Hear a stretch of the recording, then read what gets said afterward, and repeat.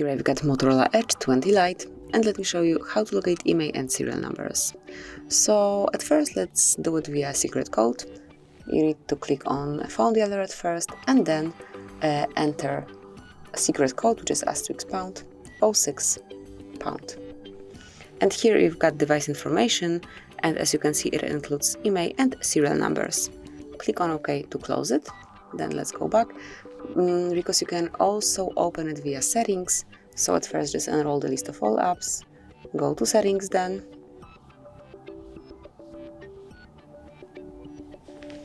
find and pick about phone. It's at the bottom of the list, and here you will notice IMEI numbers right here, and if you click on model you can read serial number as well right here. So this is it, that would be all. Thank you for watching.